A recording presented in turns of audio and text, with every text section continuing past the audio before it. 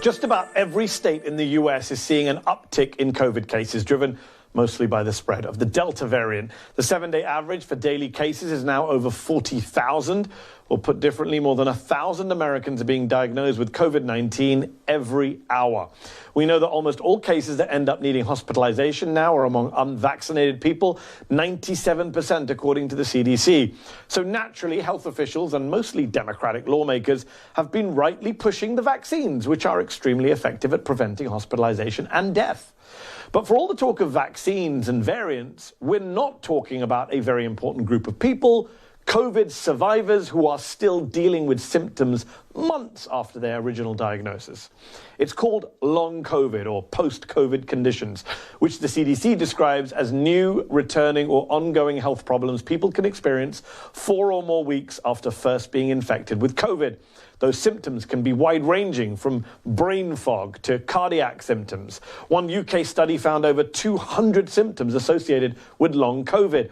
And while we don't know exactly how many people suffer from long COVID, some recent studies are giving us a better picture. A New York-based health nonprofit found more than 23% of the patients they studied still had symptoms after a month. Another UK study found more than 13% of people reported symptoms after 12 weeks. So when people say, hey, relax, if you get COVID after you get vaccinated, you'll be fine, you won't be hospitalized or die. My position is, I don't want to get COVID at all, ever. When studies suggest even mild cases can leave you with months, if not years, of long-term medical problems. Earlier today, I spoke with Noreen Jamil, who was diagnosed with long COVID in February. She's a UK-based journalist and host of the podcast TLC Sessions, Living with Long COVID. Noreen, thanks so much for coming on the show. For people who have not listened to your podcast, explain what your initial experience with COVID-19 was like and what it's been like since with long COVID, because your experience is similar but different from your co-host, who also has long COVID. What have doctors been able to tell you and also maybe not tell you? That's a lot of questions in one. So my experience of COVID itself was extremely mild. I had 3 days of chills, I had some malaise, and after a week I was up and running and I was able to get on with normal life. And then about 6 weeks after my recovery, in which my recovery was absolutely fine, I suddenly found I couldn't walk up the stairs without completely running out of breath and my heart racing. I had, my watch would tell me that my heart was going at like 140. So I assumed that I had some kind of cardiac issue. So I went off to see a cardiologist and I sat down, and within 2 minutes he says, you've got long COVID. I've seen this in hundreds of people that are coming through my doors, and it's fairly common. Wow. I went off and had checks. Basically for me, my experience of long COVID is cardiac. So I get palpitations, I get arrhythmia, I get tachycardia, and it's like, they call it the corona coaster. So you feel well, and then you crash down. You feel well, and then you crash down, and you get other symptoms. So I've had facial flushing. Again, a month later, after my cardiac symptoms, I got facial flushing, and I assumed that I had some kind of rare cancer. And I went off to see an eye specialist who told me it was part of COVID.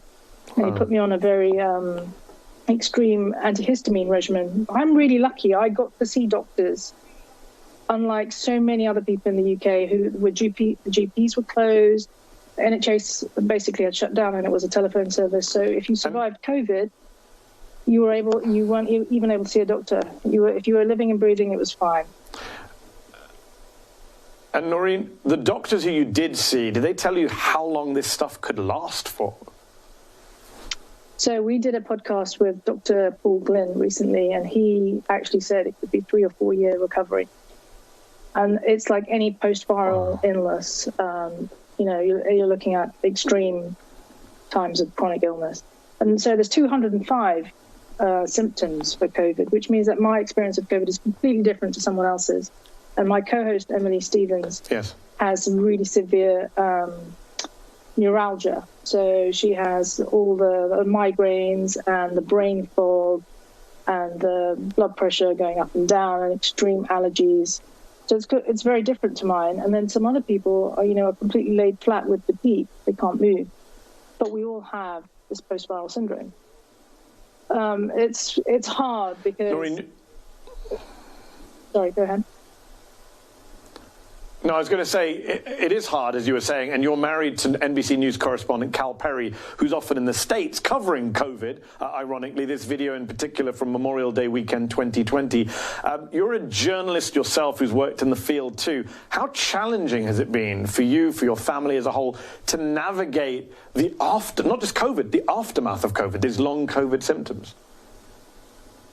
It's really difficult because I feel I can't, I'm covering war zones, basically. That was my thing. And there's no way now I can even face getting on a plane. Like, the idea of getting on a plane with my 2 children right now just seems impossible. Because you never know if you're going to have a good day or a bad day. And, if I'm having a bad day, I just want to be at home.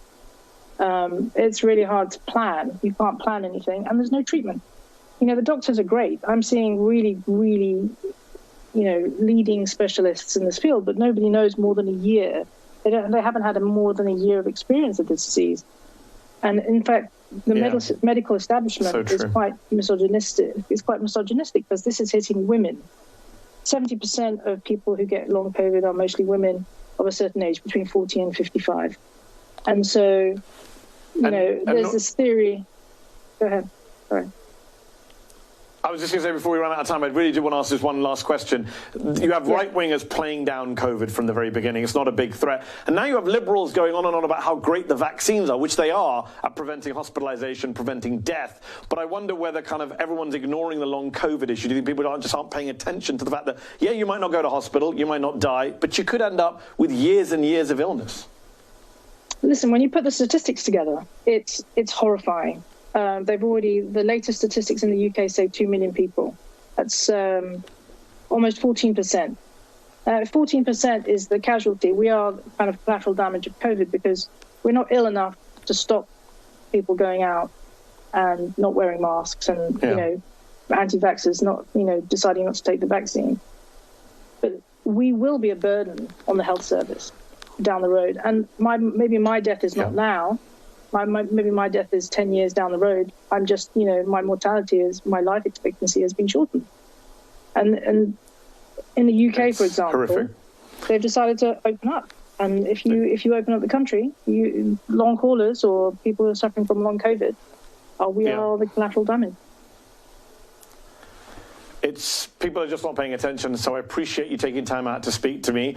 You can listen to Noreen's podcast as well on living with long COVID at tlcsessions.net. Noreen Jamil, thank you so much for your time today.